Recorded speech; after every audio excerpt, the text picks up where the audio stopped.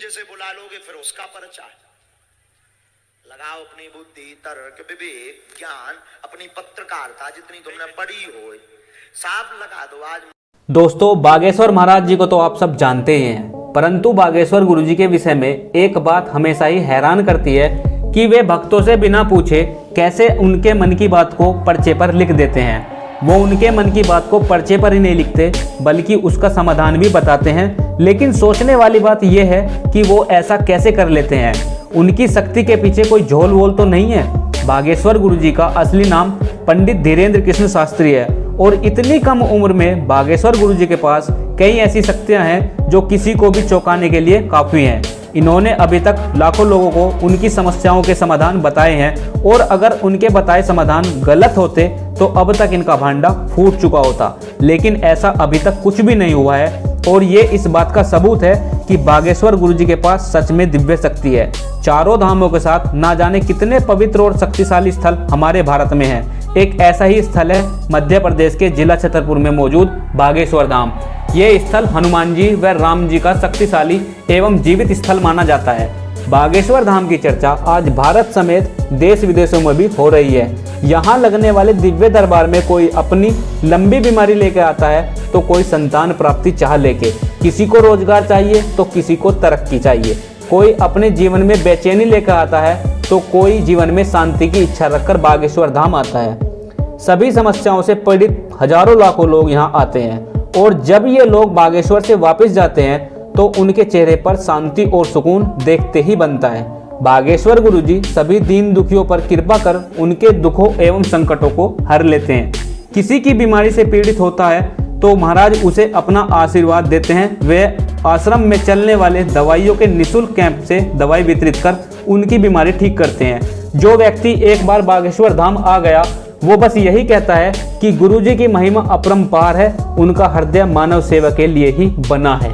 कई लोग उनके बारे में गलत सोचते हैं, वे गलत ढंग से उनके बारे में बातें कर अफवाह फैलाते हैं। मैं तो यही कहूँगा कि एक बार आप स्वयं जाकर इस बात की पुष्टि कर लें और स्वयं सच एवं झूठ का निर्णय कर लें। लोगों की सुनी सुनाई बातों पर चलने से बेहतर है कि आप यहाँ स्वयं आकर अनुभव करें एवं खुद देखें कि क्या झूठ है क्या सच है।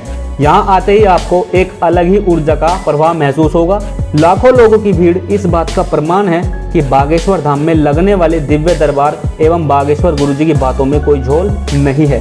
भारत के कोने कोने से लोग बागेश्वर धाम के दर्शन को रोजाना इकट्ठा होते हैं। इनमें से बहुत से लोग अपनी समस्याओं को लेकर आते हैं तो कई लोग बाबा की महिमा का आकलन करने आते हैं। कई लोगों ने अपने घर से पर्चा बना बागेश्वर गुरुजी की परीक्षा ली है, लेकिन महाराज जी उनके पर्चे का मिलान अपने पर्चे से करते हैं तो वे सही निकलता है, जिससे दरबार में आए लोगों का विश्वास उन पर बढ़ जाता है और वे अपने आप को ठगा सा महसूस नहीं करते।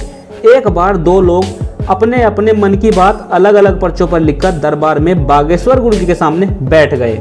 बागेश्वर गुरुजी ने उन दोनों लोगों को बता दिया कि तुम दोनों अपने साथ एक एक पर्चा लाए हो और उस पर्चे में लिखे सवालों से तुम दोनों मेरी परीक्षा लेने आए हैं। महाराज जी ने भी अपना पर्चा लिखा और उस पर्चे सामने बैठे दोनों लोगों के पर्चों से लिखे सवाल बिल्कुल सटीक थे। ये वही सवाल थे जो वे बागेश्वर गुरुजी से पूछने वाले थे। उसके बाद गुरुजी ने दोनों व्यक्तियों से कहा कि बागेश्वर धाम से माफी मांगो क्योंकि तुमने धाम की परीक्षा लेने का पाप किया है।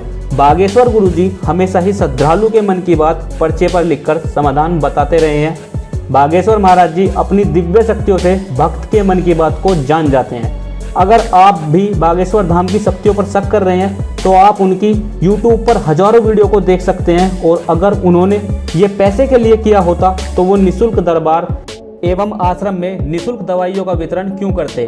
कई पत्रकार उनकी परीक्षा ले चुके हैं। गुरुजी उनकी सब परीक्षाओं में खरे उतरे हैं और उनकी दिव्य शक्तियों का लोहा मनवा चुके हैं। दोस्तों, बागेश्वर धाम मानव व लोकहित का एक शक्तिशाली स्थान बन चुका है, जिसके विषय में कई लोग दुष्प्रचार कर रहे हैं, जबकि सच्चाई आप स्वयं जानते हो। आज की वीडियो में बस इतना ही। वीडियो को लाइक करें व हमारे चैनल को सब्सक्राइब करें एवं कमेंट बॉक्स में जय बागेश्वर धाम अवश्य लिखें।